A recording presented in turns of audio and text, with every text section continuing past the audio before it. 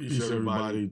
Just wanted to give you guys an introduction to the IRS webinar 4. Just wanted to let you know all of the templates are included with this webinar. If you have further questions, you will need to schedule a consultation. If you need help emailing me your questions, I'm not going to answer them through email. I don't answer email questions simply because it's too time consuming and one answer leads to many. So schedule a consultation if you need further clarification for any of the things mentioned in this video and with the templates. All right. That is it. All right. Peace. Here we go. What you see on the screen is a sample tax court petition that's been going around. This is not something that I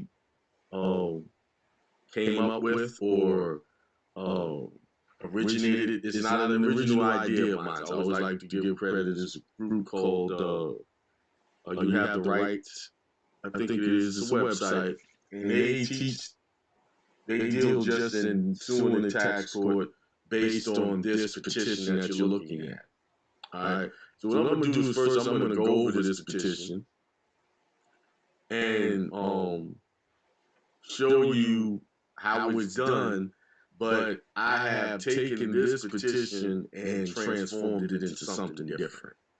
Because what's happening with this petition is so many people have done it, some people get through, some people don't, and they're not getting the results they used to get some years ago. So you have to upgrade when you're dealing with these entities. You got to upgrade and change things. And one of the reasons why is I believe is a big problem. You're using their form. You can go to their website, the tax court website, and get this form. And you fill it out exactly like they tell you, right? And then you got to send in a $60 fee. Well, we're going to talk about that fee because you don't want to pay the fee because that puts you in their jurisdiction. But there is a way to pay the fee and not be in their jurisdiction. I'm going to show you how to do that too. All right. So here's the form. Here's the actual lawsuit here. And what you're doing is most of these IRS notices that they're sending you do not have two elements that is required by statute. And that is the notice of deficiency and the notice of determination concerning collection action. You never get these letters. What they do is they send you a letter, you owe me money, they default you, then they automatically move to a notice of lien, and they send that down to the county to process and put a lien on your property, right? They're skipping all kind of constitutional required processes. You have the right to due process. Before I go over this form, we're going to talk about due process, and the information is literally this week that I came across, and I actually did a show on it on Thursday about unsworn testimonies coming from attorneys. But that unsworn testimony, unsworn affidavits are across the board. Isn't a notice of a lien unsworn affidavit to say that they want to put a lien on your property? Who certified that? Where did they get a court order to even put that in? That is unsworn activities against you. To say you owe money, even while you're disputing them, they're putting these affidavits on the record, not giving you a voice or any way of getting remedy. You say, hey, I dispute this, and they still put it on there. Now, some people, what happens is you don't answer a notice, 30 days later, they send you another one. You don't answer that, then they put the lien on. In their statute, they say, well, they can put a lien if you don't answer. Right? They send you a certified letter, but no, Constitution is clear. You have a right to due process. You have a right to be heard. So if they do default you, they're supposed to still go to a court and get these court orders to demand money from you. So the government is basically acting like putting you into slavery or involuntary servitude, not going through the process of proving that you owe the money. Secondly, if most of the people on here have done my IRS process, right? And you sent them the letters, they keep telling you, oh, I'll get back to you in 30, 60. The last one I saw was 90 days. That's the longest I've ever seen, right? And once they said 90 days, they switched it over to a third-party debt collector. When they said they was going to get back to me in 90 days to answer my request. We all know they never answer those letters. They are avoiding and denying you due process with that process. And they still send you notices saying you owe the money. Oh, if you want to pay this, you can do this. They continue. It's like they just ignore you. So, purpose of this webinar, we're going to stop allowing them to ignore us. So we're going to incorporate this petition in with another petition. Now let's go over this original petition. That let's see something. I had some stuff here redacted here. No, we'll do this. We'll do this one. All right. This one here. If you're looking at it, I just want give me a quick in the chat. Can you see what I'm showing you on my screen? And it should be United States tax code on there.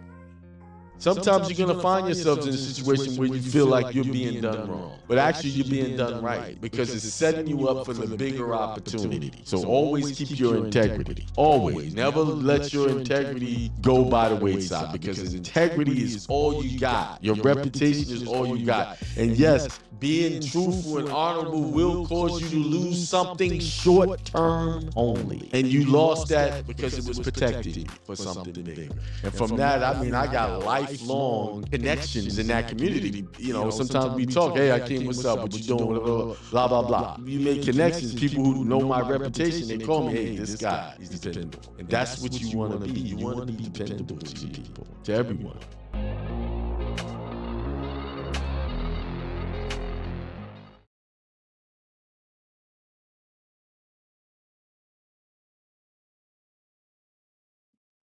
Peace. What's up? What's up?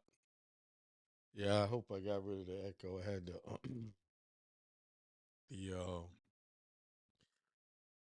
one of the channels open that should have been off. Peace, prosperity, extreme wealth to everyone. Thanks for tuning in this Tuesday, August the 20th. We only have like 10 days left to this month, 11 days. And these months are just rolling.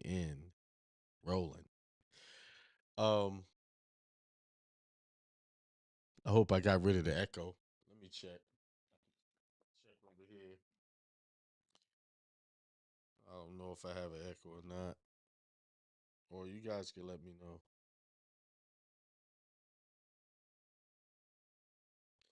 Let's see.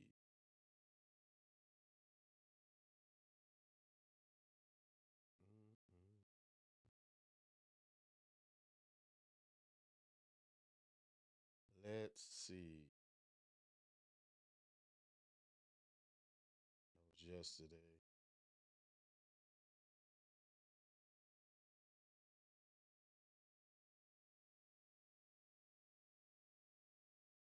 All right.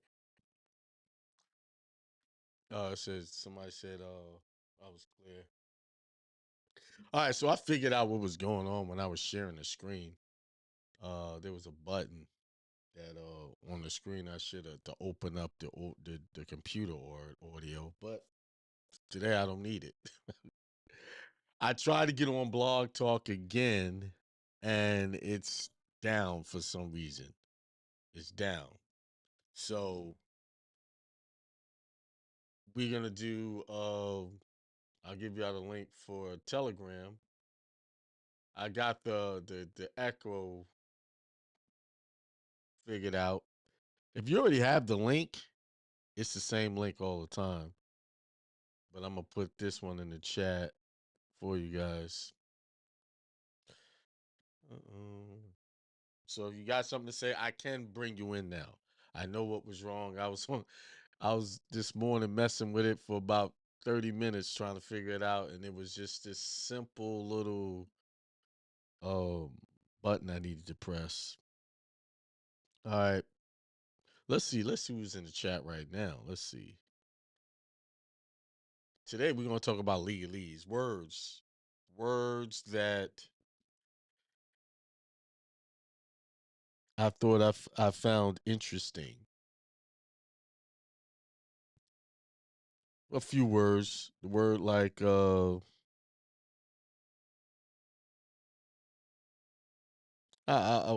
break them down when and we're gonna talk about trust a little bit too. So, but who's out there in the chat? You got Lake and Apple, Indie Circle Ministry, A White. Who else? Who else? Peace and love to all, says Cacnez 4. And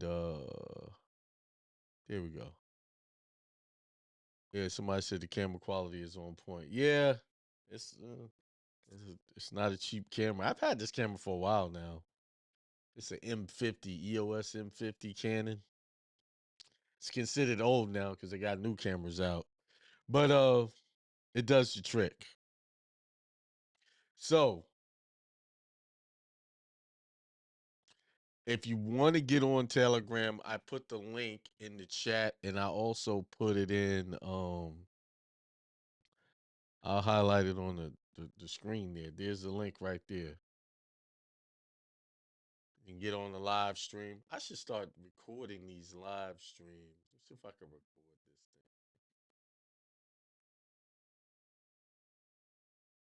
Record live stream. Start recording.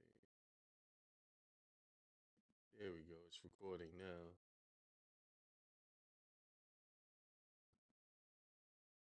All right.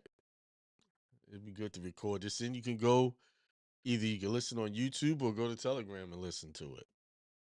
I don't know what's up with Blocked. If they don't get their stuff together, I'm going to have to cancel them. So I was looking up in my Black's Law Dictionary. I have a couple of Black's Law dictionaries. I have a 9th edition. This is the 4th edition over here. I got the 3rd edition Black's Law Dictionary. Yeah, that's 3rd edition. It's pretty old. Like somebody used to own this one, right? They got writing in here. Somebody by the name of Higgins that lived in San Jose. They got this was given to them as a Christmas present. So, to say Merry Christmas on it. Then I have my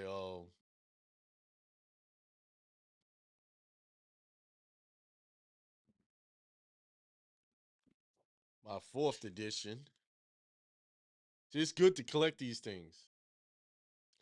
These things are good to get. You need to get these.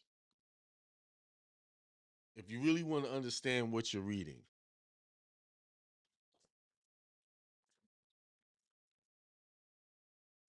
Let me see. Let me see if some of these things, words I'm gonna look up, have the same meanings. Because as time went on, they started changing stuff. Let's see.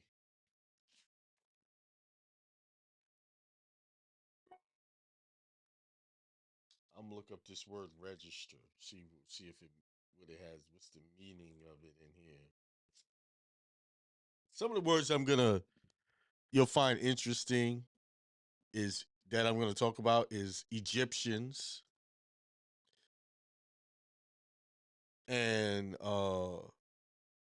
white slave, constructive trust versus a sex decay V trust.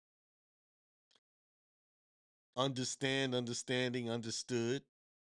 Cession, Cession. Those are some of the words I am going to talk about. But I want to see something real quick. If this book is in really good condition for it to be a 4th edition.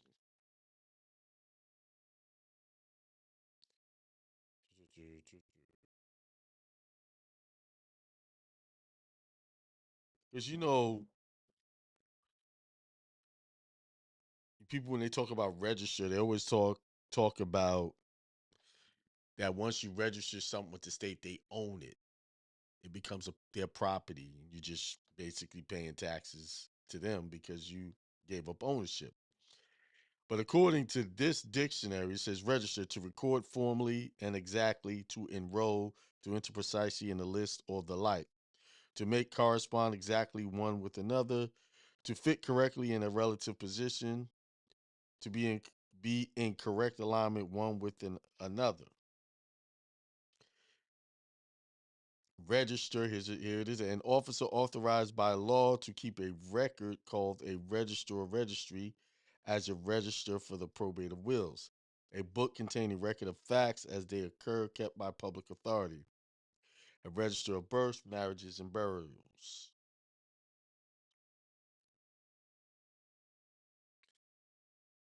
They got different register of wills, register of registered, entered, or recorded in some official register or record of lease. Let's see.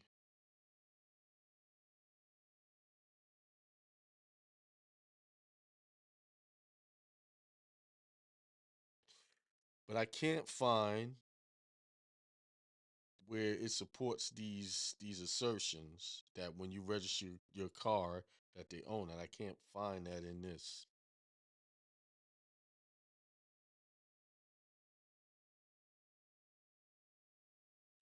But I will say, if you go to this where it says register to be in correct alignment one with another.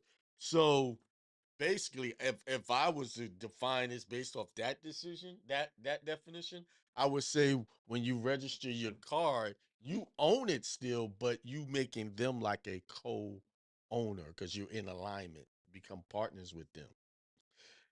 And your partnership with them comes with rules, right? You have to register it every year. You got to pay taxes. So by becoming a partner with the state and registering your car imposes penalties on you or financial burdens on you. They want you to they require and they see this is where it gets like kind of like usury, or they say it's required that you register your car. They say it's required that you register your car, but then you have to pay the fees. You have to pay the fees to keep it registered for their benefit. You gotta, or we're gonna fine you. We're gonna tow your car. We're gonna give you all kind of penalties if you don't do this. So you either have to do what they say and keep paying the taxes or whatever they require, or you get penalized. That's really, and they say we live in a democracy. You have freedom. Is that really freedom? Is it real freedom?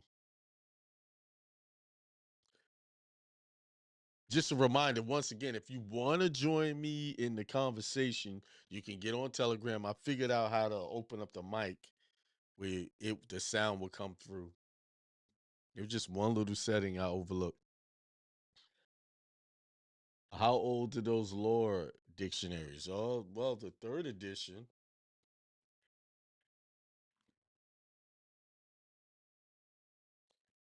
Let's see what the copyright says. Copyright. This copyright is 1891. Well, it's got 3 different copyrights. So I would say this book was written in 1933 because the original copyright is 1891. Then they have 1910, 1933 is the last one. So this edition is from 1933.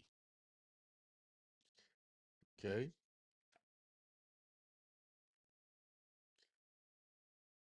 The first edition must have been in 18,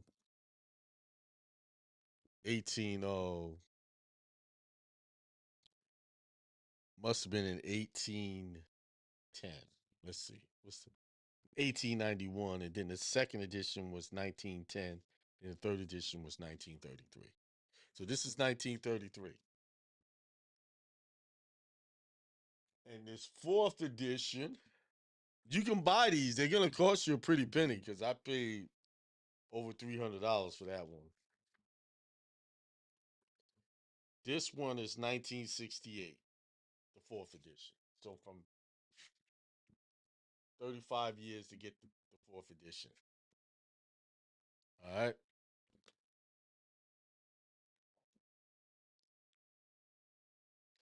Yeah, they're different revisions. That's a third edition. So 1933 was when they made the third edition. Yeah, that's what somebody's asking me on the screen. Why so many revisions? They create a book. They create new books, so they have to recopyright it. So the first word is Egyptians. Let's see what Egyptians mean. Somebody in the chat, tell me, what do y'all think Egyptian mean?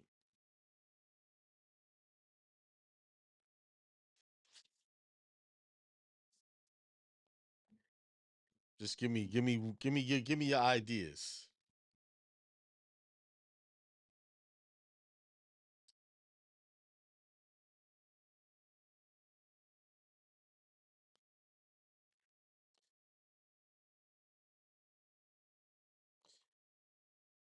I'm waiting for somebody to put it in the chat. What do y'all think Egyptians mean?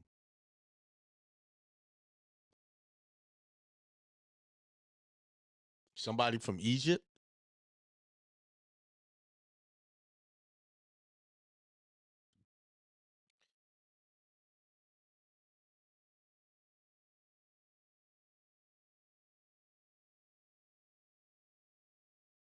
Nationality. A person whose nationality stems from Egypt. Okay.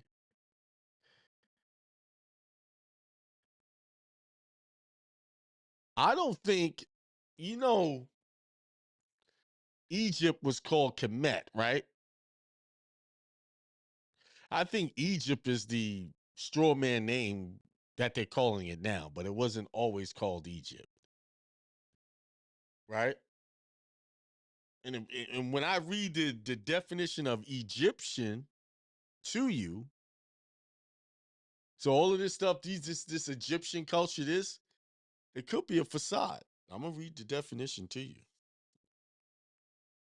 It says Egyptians, commonly called gypsies in Old English statutes, are counterfeit rogues, Welsh or English, that disguise themselves in speech and apparel and wander up and down the country pretending to have skill in telling fortunes and to deceive the common people, but live chiefly by filching or stealing, and therefore the statutes of 1 and 2 MAR were made to punish such as felons if they departed not the realm or continued to a month.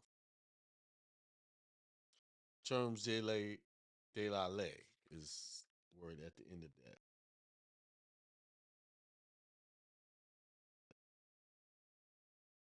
Then they have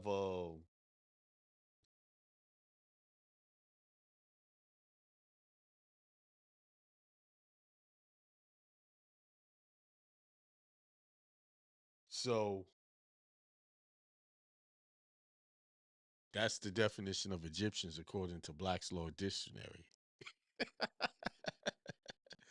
So if they named Egyptians, and the slang was gypsies. So we're probably dealing with what we call Egypt over there was really telling us something, that the people who are there now are not the real people from that land. They're the counterfeits. They're gypsies, pretenders.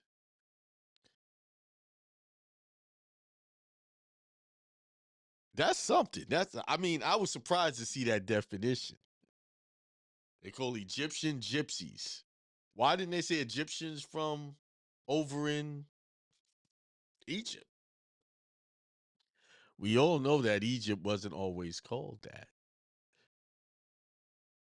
that name. They revised, that means they revised the Bible to fit that narrative. Right?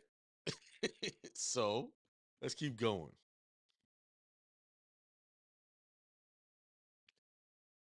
I'm gonna play a video. I'll be back because I need to go get my King James Bible 1611, because there's a word called terror. Terror. Terra.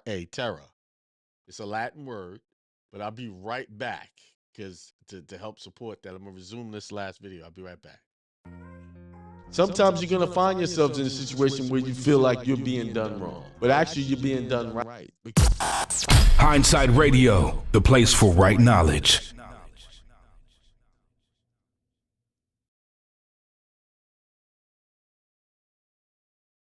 Peace, everybody. Just want to give you guys an introduction to the IRS webinar 4. Just wanted to let you know all of the templates are included with this webinar. If you have further questions, you will need to schedule a consultation. If you need help emailing me your questions, I'm not going to answer them through email. I don't answer email questions simply because it's too time consuming, and one answer leads to minutes. So schedule a consultation and need further clarification for any of the things mentioned in this video and with the templates. All right. That is it. All right. Peace. Here we go. What you see on the screen is a sample tax court petition that's been going around. This is not something that I came up with or originated. It's not an original idea of mine. So I always like to give credit to this group called You Have the Right. I think it is. It's a website, and they deal just in suing the tax court based on this petition that you're looking at. All right. So what I'm gonna do is first I'm gonna go over this petition and show you how it's done. But I have taken this petition and transformed it into something different. Because what's happening with this petition is so many people have done it. Some people get through, some people don't, and they're not getting the results they used to get some years ago. So you have to upgrade when you're dealing with these entities. You got to upgrade and change things. And one of the reasons why is I believe is a big problem. You're using their form. You can go to their website, the tax court website, and get this form, and you fill it out exactly like they tell you, right? And then you got to send in a $60 fee. Well, we're going to talk about that fee because you don't want to pay the fee because that puts you in their jurisdiction. But there is a way to pay the fee and not be in their jurisdiction. I'm going to show you how to do that too. All right, I'm back. Okay. Hey, I got 7 thumbs up. I got 20 people on. I'd appreciate it if I get some more thumbs up. And also, like and subscribe. All right. Here. So the word I'm going to talk about is Terra. Terra. Be kind of hard. Let's see. I show that. My camera can get it. Right there. TRA. Well, according to this, that word means Latin for earth, soil, arable land, kinet, gloss, terra affirmata, land let to farm, terra boscalis, woody land, terra culta, cultivated land, terra debilis, weak or barren land, terra dominica or indominicata, the demesne land of a manor. Basically, it all has to do with land, and they have different things. But the reason why I went downstairs to get I saw that name, and in my King James book, this big. Oh my goodness. This is a big book. This is my King James Bible, Holy Bible, 400, 1611 King James Bible. Now, what I'm going to try to do is show you something. Okay. I need an assistant for this one. I don't want to rip my book.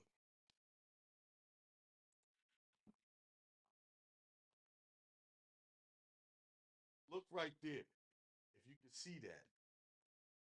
You can see that. That says T. Put it up to the camera. Right there. All right. This book heavy, y'all. And I work out. I say this book weigh a good 50 pounds. So, let me get my mic. What I'm trying to show y'all is this is the genealogy of the planet according to this book.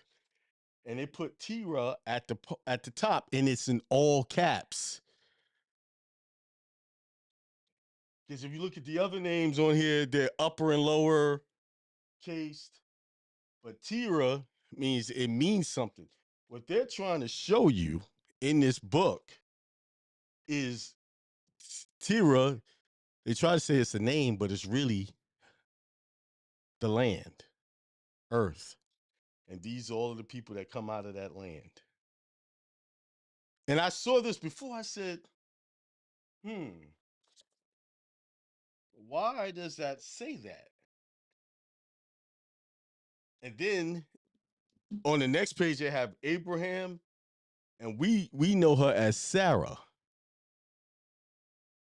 But on here, they got it spelled Ketvra, Ketvra. See, all the stuff you think you know in the Bible and how they got it spelled, it's not spelled this way in this original Bible. It's not the same. So I was looking at this, and I was like, okay, now I understand. That meant these are all of the people that come from the earth, the land. That's why it was in all caps. And there it is. They defined it in that book. They spelled it a little bit different. So that's that word.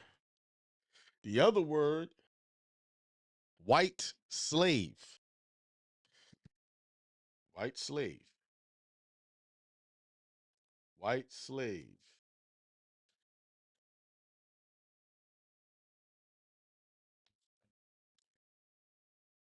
Let's see what it says. What does it mean by white slave? Somebody give me a guess. What you think it means? I can tell you, y'all not gonna guess this in a million years. But I'll give y'all a shot. Let's try it.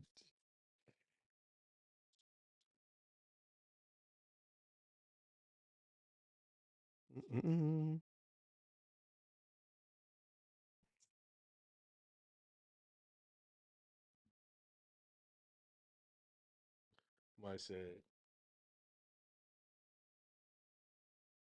right. That's what the earth was called. And this is confirming that. They switched up a little bit of letters, but Tiamat, was what the earth was called. And it was twice the size of what we know it to be today. A collision hit the planet, split it apart. The moon became the moon. It says working slave. Okay, in a way, almost. Phil Harmony said, working slave. He's close, but it's a particular working slave, and they had a particular job to do. It's a particular working slave. And then somebody said a European. Slovenia, Slavic. Okay. Well, let's go with what the Black's Law Dictionary define it as. A term used in the United States statutes and in common talk, though not very appropriately, to indicate a female with reference to whom an offense is committed under the so-called Man-White Slave Traffic Act of June 25th, 1910, prohibiting the transportation in interstate and foreign commerce for immoral purposes of women and girls. So a white slave is what we call sex trafficking now. That's what it is, because the Man-White Slave Traffic Act of June 25th, 1910, that's what it addressed. People would take women. It's on the internet. It's man is spelled MANN. Man White Slave Act. The Mann Act, also known as the White Slave Traffic Act of 1910, is a United States federal law that criminalized the transportation of women and girls for immoral purposes. The law was passed by Congress in June 1910 and signed into law by President William Howard Taft. It was named after Illinois Congressman James Robert Mann, who drafted the bill. Let me see if I can get it out of Wikipedia. Let's see. Called the White Slave Traffic Act. In its original form, the act made it a felony to engage in interstate or foreign commerce transport of any woman or girl for the purpose of prostitution and debauchery, or for any other immoral purpose. Its primary stated intent was to address prostitution, immorality, and human trafficking, particularly where trafficking was for the purposes of prostitution. It was one of the several acts of protective legislation aimed at moral reform during the Progressive Era. In practice, its ambiguous language about immorality resulted in it being used to criminalize even consensual sexual behavior between adults.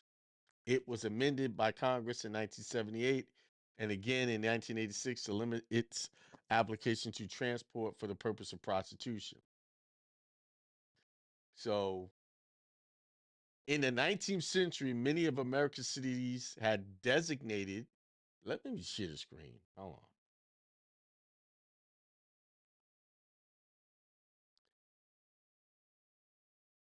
Now it says, make sure you guys can hear me. Okay. Can you guys hear me?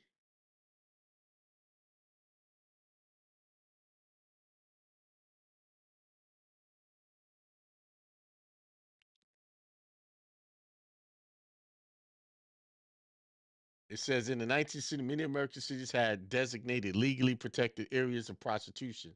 Increased urbanization, as well as great numbers of young women entering the workforce, led to greater flexibility in courtship without supervision. It was in this changing social sphere that concern over white slavery began.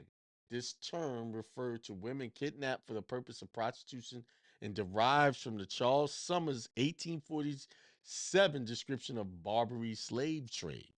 So it's connected with the Barbary slave trade. And I did a show on this some years ago. What was the Barbary slave trade? The Barbary slave trade involved the capture and selling of European slaves at slave markets in the largely independent Ottoman Barbary states. European slaves were captured by Barbary pirates in slave raids and ships by raids coastal towns from Italy to the Netherlands, Ireland, southwest of Britain, as far north as Iceland, and into the eastern Mediterranean. Y'all do know this is how They got here, right? That's how they ended up. For most of the slaves got here by way of this Barbary slave chase, the white slaves. Then they gave y'all the story of the diaspora, the slave trade out of Africa. They had to give you something to distract you from what happened. See, y'all knew. See, they've showed you this white slavery in movies years ago. Your westerns, they always had brothels, right? Right in the bar upstairs, they had the girls sitting at the bar. You know, the guys come in. Those are what we call white slaves.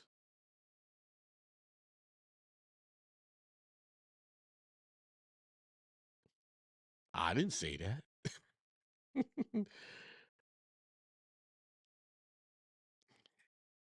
So there you go. There's white slave. Let's get to something a little more. That was just for knowledge. But let's get to something more useful knowledge, things you can actually apply. But let me address something. Somebody said something in the comments about what about what about trafficking kids by way of the birth certificate? I wouldn't call it trafficking because they actually just trafficking paper. It's paper. It's paperwork. So I wouldn't call it that. I call it creating fictitious entities for the purpose of creating commerce with those entities. They're setting up businesses without letting you know that it is a business, basically. One day I'll break that down all over again.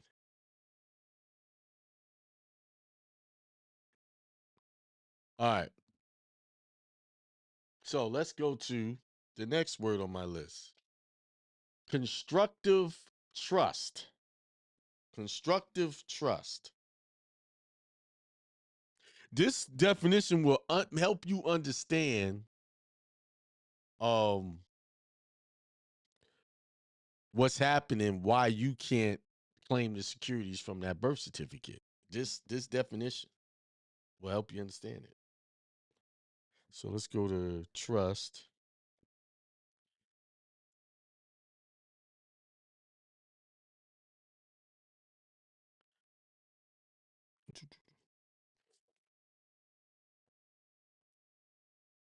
Trust, trust, trust. Trust. Okay, here it is. Here's all the trust. Constructive trust, a trust raised by construction of law or arising by operation of law, as distinguished from an express trust, wherever the circumstances of a transaction are such that the person who takes the legal estate in property cannot also enjoy the beneficial interest without necessarily violating some established principle of equity. The court will immediately raise a constructive trust and fasten it upon the conscience of the legal owner so as to convert him into a trustee for the parties who in equity are entitled to beneficial enjoyment. So when they create that, somebody brought up the birth certificate, when they create that trust by way of the social security card, that's a constructive trust. Because what do? They convert you into the trustee, make you responsible for the taxes, paying all the taxes for that trust, right? What happens? You go to the job, you give them all, hey, I need your social, I need your ID, I need this, I need you to fill out this W-2, boom, boom. You're the trustee. You're responsible for the taxes. You don't benefit from anything in regards to them. They do, right? Let me read it again. Constructive trust, because see, what they try to tell you that, oh, it's a Cesta KV trust, and they got you listed as dead, and you got to go make your claims. And nobody's ever been able to successfully done that I know of. In all the years I've been involved in this, no one's ever done it. But what I've seen based on this definition, this is what I've seen. A trust raised by construction of law. What construction of law? How is the trust raised? They gave you the Social Security Act. That's the trust indenture for the trust. Social Security Act. You get to work, and we'll take a little bit of money out of that because you're the trustee and give it to you when you retire from doing all your trustee duties throughout the life for this trust that we created. You don't get the real benefits.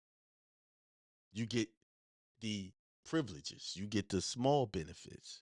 And you have to wait till you're almost dead to get that. Right? A trust raised by construction law or arising by operational law as distinguished from an express trust. So that means this is in contrast to an express trust where you create your own trust and you express the terms and how that trust will operate, right? You didn't express the terms of the trust when under the Social Security number, that name on that card. You didn't create that. They did. They created all of the rules.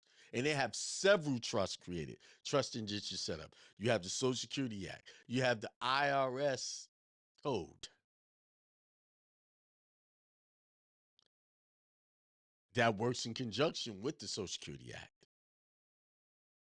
Then you have the other trusts that they set up to do business with that social, that all cap name. You have your criminal code, you got your civil code. All of those trust indentures are rules of engagement when dealing with the illegus, the rules of the road.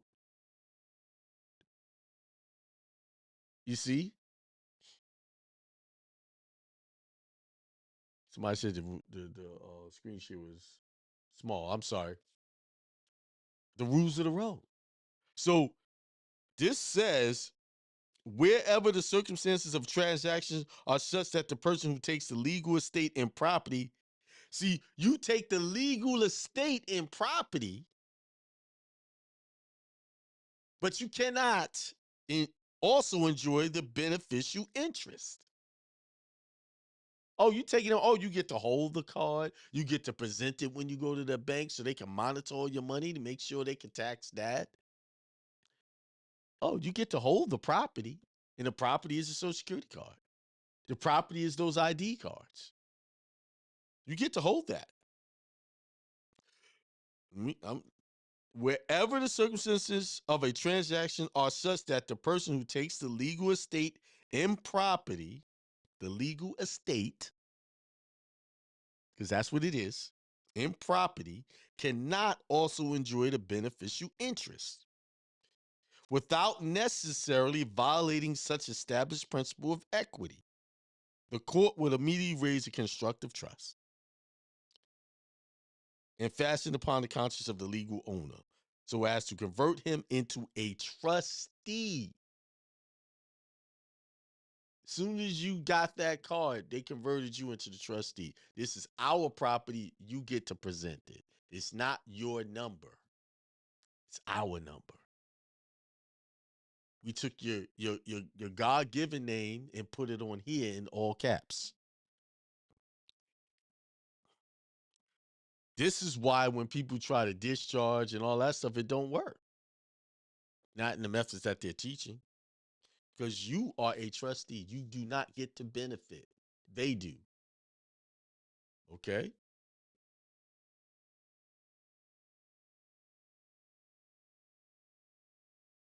Hugh Hefner didn't get penalized. I don't know what we're talking about.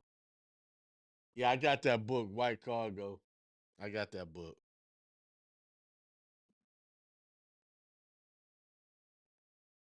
All right. Let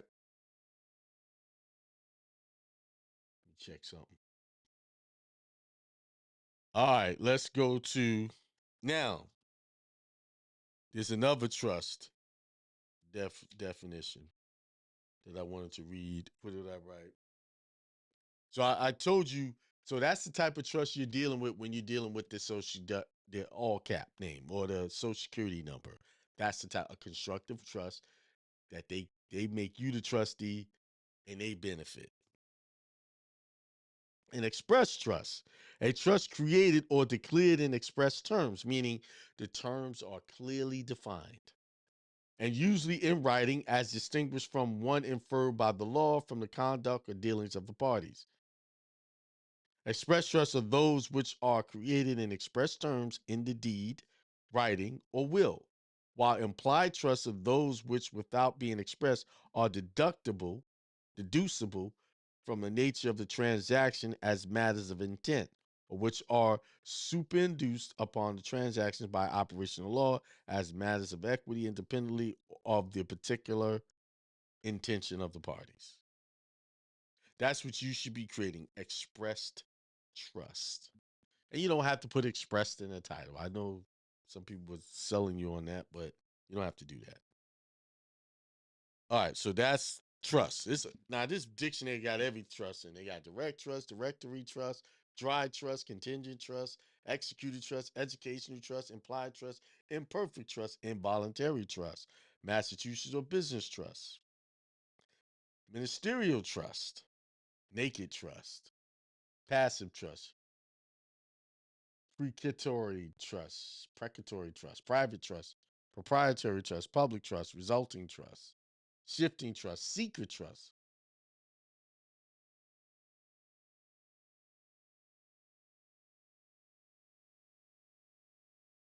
Hmm. Shifting trust, simple trust, special trust, transgressive trust. I mean, they got trust company. That's another thing you need to look into, trust company. So the next word is understand. Understand. You know, the definition by way of you know, the streets. They say, well, if you say understand in the court, that means you are going to take on the charges. In a way, that's right. But let's get clarification. Let's get clarification. What does understand mean by way of this dictionary? Understand, to know, to appreciate, as to understand the nature and effect of an act. To have full and clear knowledge of, to comprehend.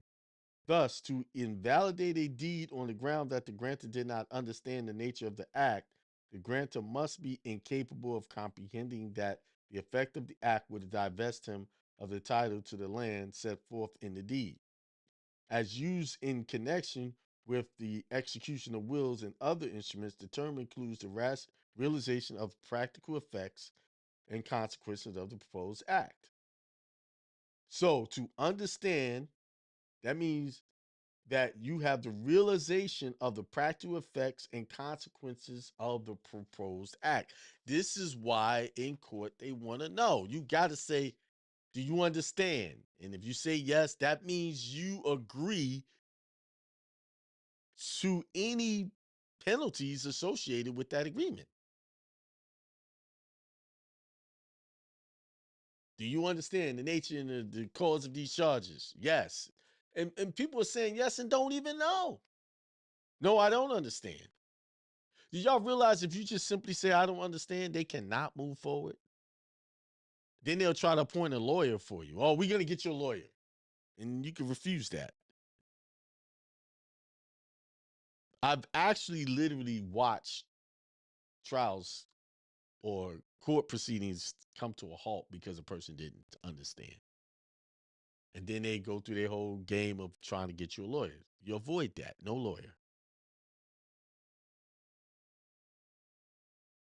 Understanding in the law of contracts, an implied agreement resulting from the express terms of another agreement, whether written or oral, an informal agreement or concurrence as to its terms, a valid contract engagement of somewhat informal character.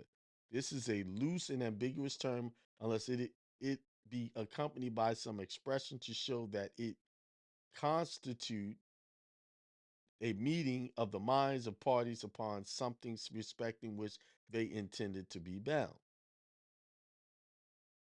So to understand something or have an understanding, you must have a meeting of the minds.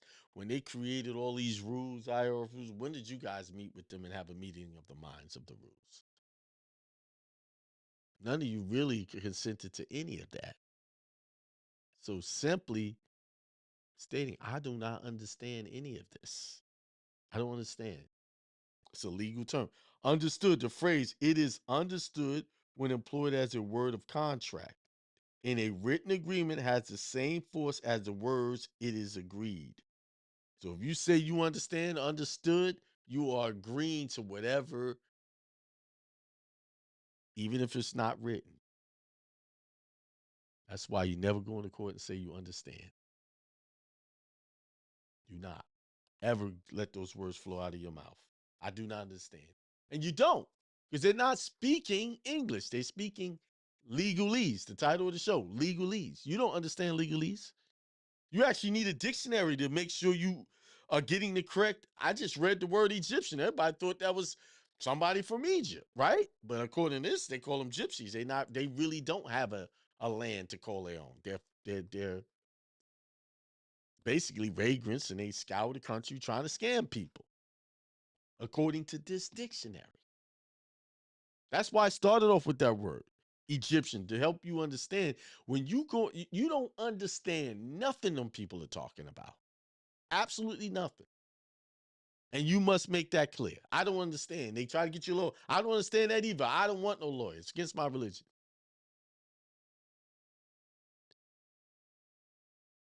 They have to get you agreement. That's why they say, do you understand? And everybody say yes. And they shove you on through. He's got to get your agreement on record. Do you understand the charges? No, I don't. You guys are speaking in a language I am not familiar with. Only language I am familiar with is God's language. That's it. Spiritual words. That's the only thing I understand. Don't understand none of this other stuff. Man, and you okay. Y'all don't believe me. I know a lot of people, oh, he used the Bible, blah, blah, blah. And they laughed and they laughed. But I've seen it work time and time again. I just gave y'all something to think about. Right there. Stop agreeing. Oh, they want to ask your name. No, I don't know. That's not my name. That's hearsay. That was on a birth certificate. I wasn't conscious of what was going on then.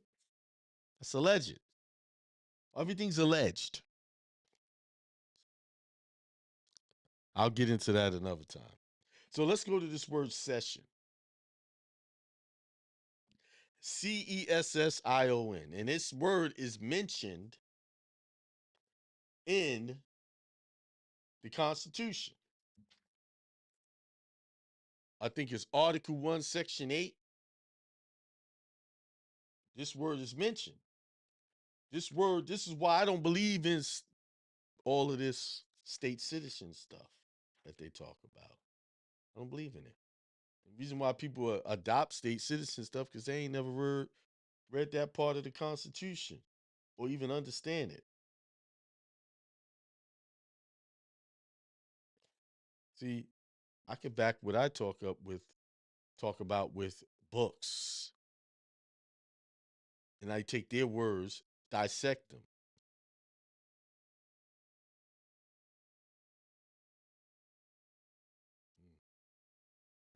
I just saw a word that I need to go back and look up. What was I looking up? Session. It's one thing when you start looking up words and start going through stuff, you see other words. Wait a minute, what does that word mean? Oh, wow, okay. That stopped me in my track.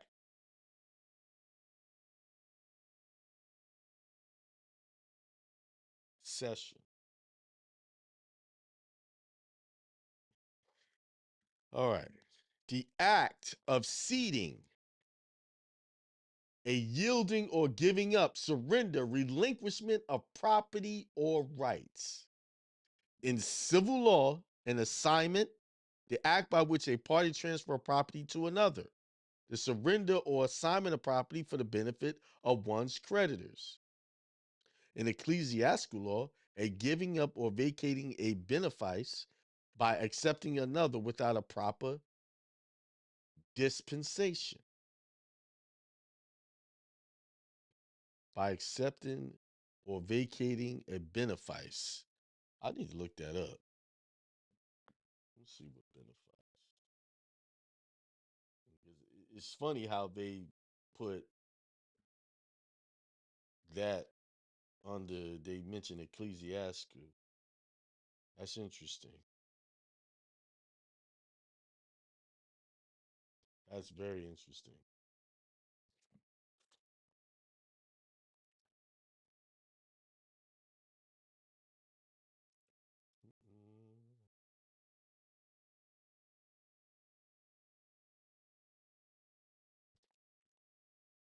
In ecclesiastical law, in its technical sense, the term includes ecclesiastical preferments to which rank or public office is attached, otherwise described as ecclesiastical dignities or office such as bishoprics, deaneries, and the like, but in popular acceptance is also invariably appropriated to rectories, perpetual. Man, these some big words. Not big, but I'm not familiar with these. Benefice is a term derived from the feudal law in which it is signified a permanent stipendiary estate or an estate held by feudal tenure. In French law, a benefit or advantage, particularly a privilege given by the law rather than by the agreement of parties. So, a giving or vacating benefit, so giving up of a benefit by accepting another without proper dispensation. In public law, the assignment, transfer, or yielding up of territory by one state or government to another. So, in I'm gonna get this up here for you. Section 1, Article 8. Is it Article 1? No, it's Article 1, Section 8.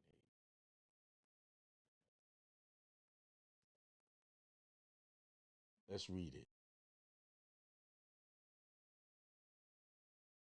Section 8 says, I'm going to go down to the most important part. In Section 8, it says that the Congress, the legislature, to exercise exclusive legislation in all cases whatsoever over such district, not exceeding 10 miles square as may, by cession of particular states. Same word. So, based on this definition of cession, it's saying that they gave the property up, which is their citizens, all of those in legis creations, birth certificates. So the state sold out those accounts to the federal government. Gave up all rights. So this is why you don't do state citizenship or state, I'm a state national. Because why? They gave up everything.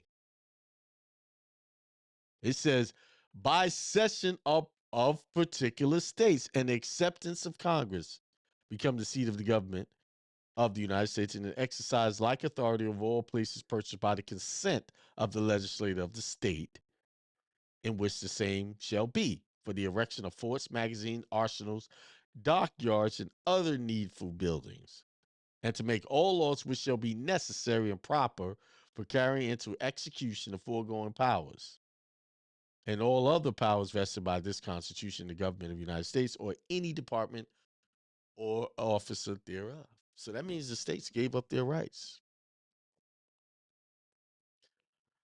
That's why they now fall under the jurisdiction of the United States government. There it is. I think that's enough. Did y'all know that they had a family Bible is in here too? Is in that in there? Family Bible. It's in here too. That's why I tell y'all to put y'all stuff in family Bibles. I called up someone a few weeks ago, well, maybe a couple of months ago, because I know they had a small child and they were dealing with some things, and I wanted to build some protections around that. And also, I was working on perfecting this recording things in the Bible process, and I thought there would be a good candidate for it. And they didn't see the point of me doing it. So I just said, okay, well, then it ain't for you. But anybody that wants to, I'm looking for one person only, who has a small, don't yet have the birth certificate for their child. I am willing to work with you into creating a record, an ironclad record for that child, recorded in the Bible. We've already had success with marriage certificates. We've already had some success there. I've done 2 of them, done 2 weddings, created the marriage certificate. They went and got it notarized, boom. And it's recorded in their Bible. Okay. Family Bible. Why would a family Bible be in the Black's Law Dictionary?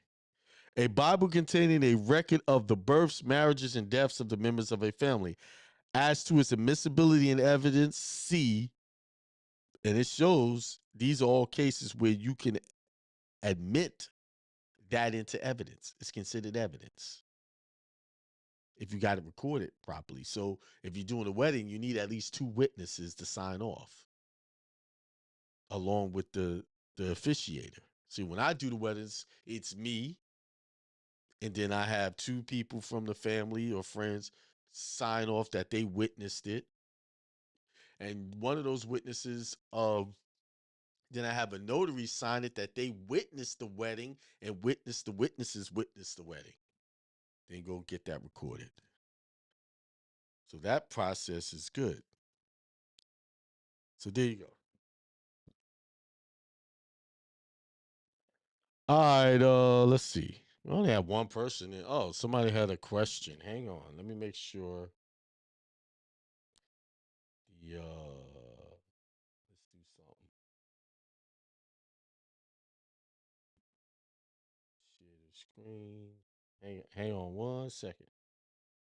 Share. I want to share Telegram.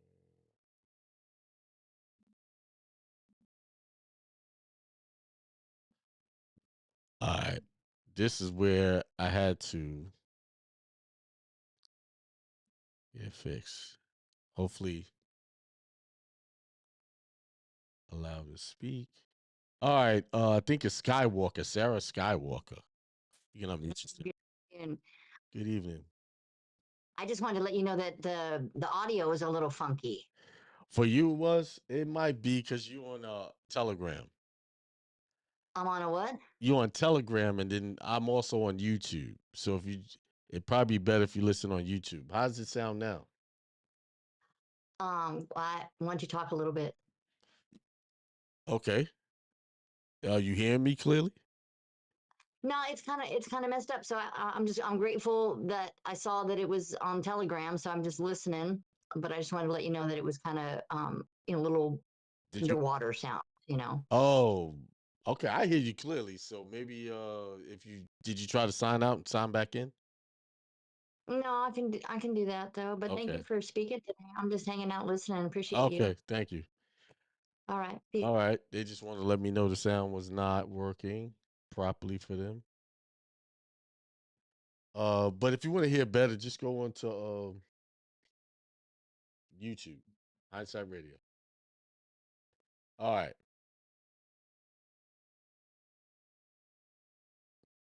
Let's see if there's questions on the thing.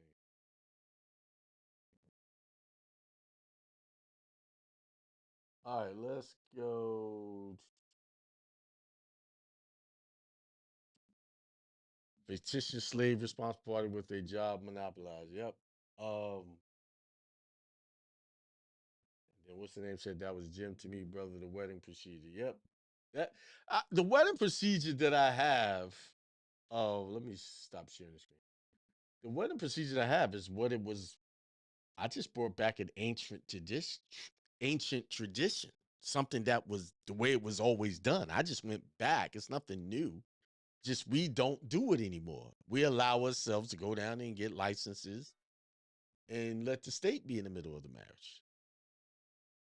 You see, instead of creating a marriage between your wife, your husband, and God. Instead, you create a marriage between wife, husband, and the state. There's no God there. All right. All right. With that being said, I see there's another person who got on to Telegram. I don't know if they want to chime in. If you want to chime in, put your hand up. I'll let you talk. Other than that, I will sign off.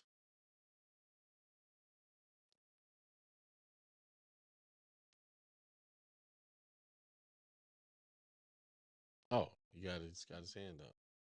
All right, let me share the screen here. Oh, unmute this. All right, you can unmute yourself, Wilson. Samuel Wilson. How's it going there, brother? Doing good. How's it going with you?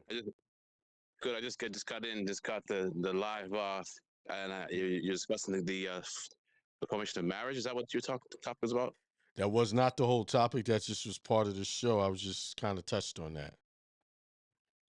So I had a question about that. When we were told about the whole marriage with the state included, what would be a better form of marriage that people can kind of, I guess, utilize besides this involvement of the state? The better marriage is get someone who practices what you call religious ceremonies, where he conducts the marriage, get two witnesses. I do that. I've done that. You must have missed that part where I described what I did. Yeah, you missed that part. Basically, I go in. Is it recorded? Yeah, it's recorded, but I'm about to explain it again. Okay. Basically, what I do is I create my speech, whatever I'm going to do, the usual stuff, but then I create a document that's certifies that they are getting married under religious rites, depending on what the religion is. Then I have two witnesses sign on it. Then I have a notary sign off that she witnessed the marriage as well as she witnessed the people who signing it, and they sign off on that. Then they get that notarized. Then they get the notary authenticated, and then they can go record that down at the county. That way. Okay. Once they get that notary authenticated, they're good. Now they can, if they want to get benefits, they can present that to everyone, because your religious freedoms can't be abridged. So as long as you're doing it that way, they have nothing they can say and argue about that. All right. That's just a general way that I handle it. All right. And the most important thing, it needs to be recorded in a Bible. Like, not only do I create the certificate, they sign off and get all that notarized, the Bible gets signed off and recorded in the Bible as well. Ah, the one with the family. Yeah, the family Bibles that have all of the stuff where you can, the lineage and the births and deaths. Right. Okay. Yep. Correct, sir. All right. Anything else? No, I'm gonna listen to the lecture. Okay. All right. Peace. I thank you, man. Appreciate it. You're welcome. All right. That was a good question. All right. Anybody else? I figured out the Telegram where y'all can hear everything. So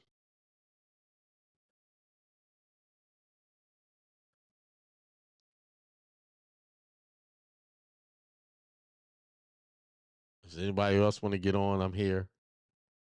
If not, I'm getting off. I'm getting off. Well, shouts out to everyone who's joined in, and a couple of people that got on and had something to say. I appreciate you. You guys have a a good rest of your evening. And I say peace, prosperity, and extreme wealth to everyone. Keep up the good work, stay focused, and stay on your goals.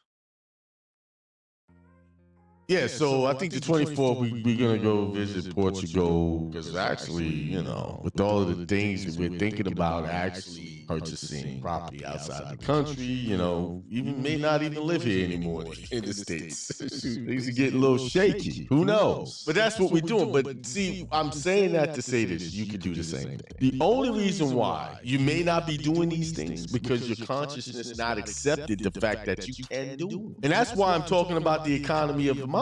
Because how you're living, what you're doing, what you're finding yourself doing on a daily basis, or how you're living, is based off the economy of your mind. So ask yourself these questions. And this is a direct question. So ask yourself a question. Just take time, this minute, right now. Look at your situation. I'm sure most people listening to me, the only reason why you're listening to me is because you want something different. You want something better. You want to feel better about yourself. You want to feel better about your life. You want to feel better about your life. You want to feel better about work, whatever that is, right? So there's always room for improvement or being better. So look at your situation and look at how it is and ask yourself a question. My current situation, why is it this way? Now, if you're answering that question saying, well, because I have this bad job, because I can't do this, saying a bunch of I can'ts and blaming reasons outside of you, things outside of you, then you are looking in the wrong direction. And that's why this situation is the way it is. Because the first place you need to check is your thought process. How do I view money? What do I think is a lot of money? What do I believe to be a lot of money?